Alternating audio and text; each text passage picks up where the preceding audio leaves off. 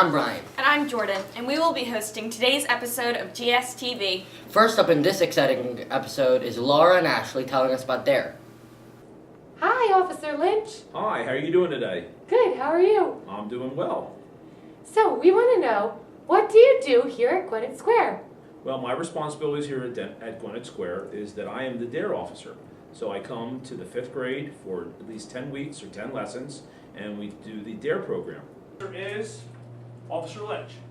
You got it correctly. You go back to the table and you grab a water bottle. Okay? I like DARE because Officer Lynch told us funny stories and he told us about all the harmful chemicals in alcohol and cigarettes and what it can do to you. Hear me? Yes! Okay, so what I'm writing on the board right now is the colors that will be on your little sheet of paper that you pull out of the box. I like DARE because Officer Lynch told us funny stories and it was kind of fun to learn how much harmful chemicals could be in the cigarettes. Any strain, pressure, or excitement felt about a situation or any event is called Peer pressure. Good job. So what did we learn today? I learned not to do drugs because it can affect your body in bad different ways. What is so important about DARE? DARE is important because it helps students to understand the different challenges that will face them in the future and how to make good decisions. I'm gonna beat the odds. I won't do drugs, I won't give in. I'm gonna call the shots in my life, and I'm gonna win. And I also think it's important because it helps them to understand that young people can make great decisions, especially when they work together and they think about it first. Why do we have DARE? I think we have DARE to prevent kids from, when we grow up, to stop us from getting addicted to drugs or smoking.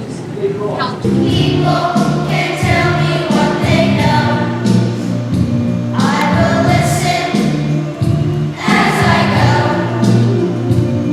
But people can't take my mind away. Only I can have a say. I think we have DARE so that people won't do drugs and then ruin their lives.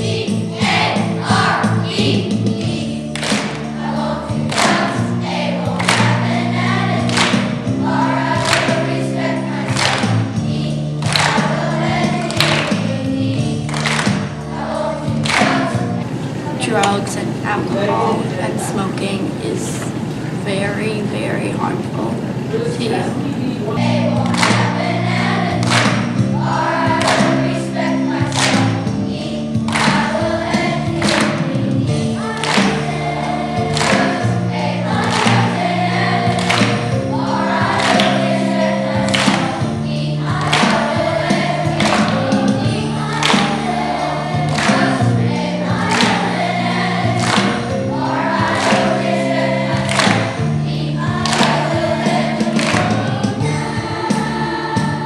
Cool. I hope those 5th graders have a lot of fun and learn a lot. I think the 5th graders do have a lot of fun, and I think they learn a lot, and I just hope that the 6th graders remember what we talked about when we had them in 5th grade. Thanks for talking with us today. Anytime, be safe. DARE. I will dare. Dare! DARE is a great program. If you enjoyed the DARE festivities, check out this cool segment about one of our specials. Take it away, Shane, Metro, and Tom. Hello, I'm Tom. I'm Shane. I'm Metro. And today we're going to do a teacher spotlight on our physical ed teacher, Miss Buckner. Hi, I'm Shane, and today I'm interviewing with Miss Buckner. So, Miss Buckner, why did you become a gym teacher? Well, I really enjoy working with children, and I really like all different kinds of moving and sports, so it seemed like the really perfect combination. How long have you been teaching PE in North Penn? Oh, I've been here at Gwinnett Square for 23 years. How do you decide which skills to teach to children? Well, we have something called the Pennsylvania Standards for Health and Physical Education, and so I check those and make sure that for each grade level that the lessons are planned so that you can practice the skills that you need to do in order to meet those standards. Do you have a favorite skill that you like to teach to children? Yes, I really love teaching team building because it promotes students being positive with one another and working together to achieve a goal, which I think is a really important lifelong skill. Thank you for sharing your answers. You're welcome. What do you like about gym class and why? I like gym class because you get to run, and running's fun because it's a way to help you get fit. I like gym because it's a good exercise and it can get you stronger and fit.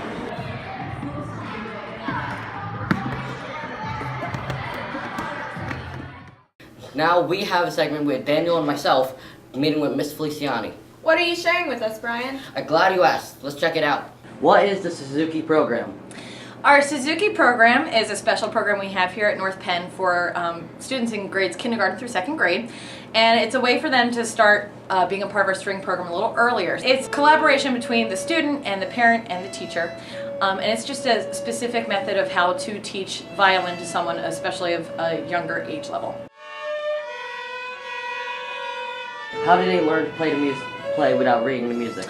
Well, the biggest component of the Suzuki program is that the whole philosophy behind this method is that students learn how to play the violin the same way they would learn their own language, which is a lot of listening, a lot of repetition, a lot of what we call babbling, the same way that a baby would learn how to speak.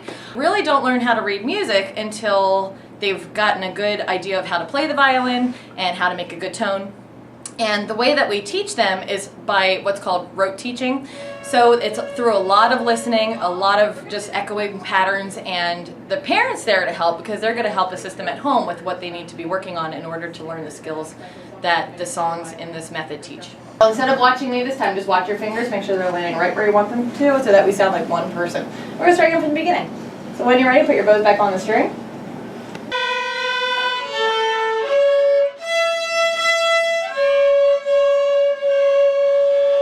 Why do the parents attend the lessons? Well, at this age level, we start with kindergarten, and they actually need a lot of extra assistance than just me when they go home to practice the things we work on. So the Suzuki method is based on the idea that all three components, the student, the teacher, and the parent, all work together.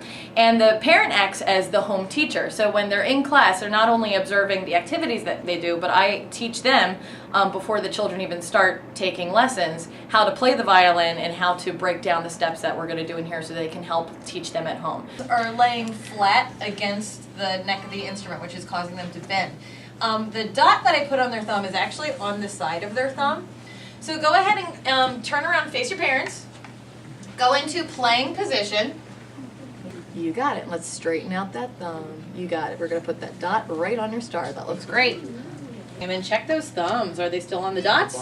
Do you know any older kids that still play the same way? Yes, our Suzuki students have continued all the way through 6th grade, and even though we don't continue the Suzuki repertoire, everything that they've learned started in kindergarten follows them through all the way up to this more advanced level.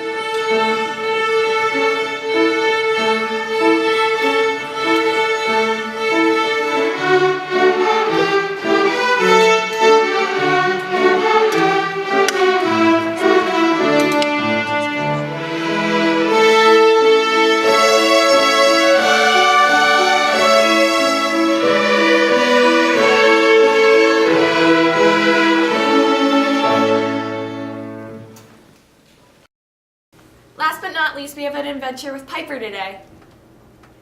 Today I have landed in Australia. I can't wait to share about this continent with you. First, Australia is the largest island. It is also the smallest continent in the world. The continent of Australia is completely south of the equator, which is why it's known as the land down under. Australia is home of 3 unique animals: platypus, the kangaroo, and an emu.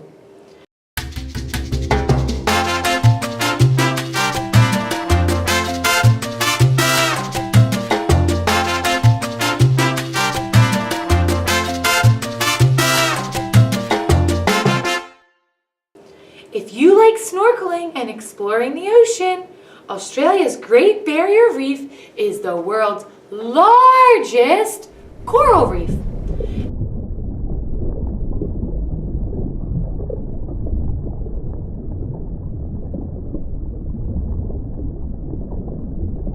And the thing I learned that I thought was the most interesting is that Australia's sheep population is more than its human population. That's a lot of sheep.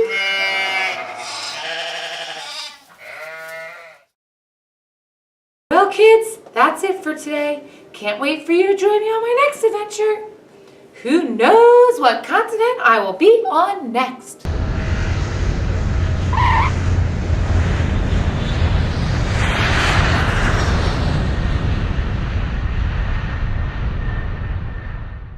Well, Gwinnett Square, that's another wrap on GSTV. See you soon.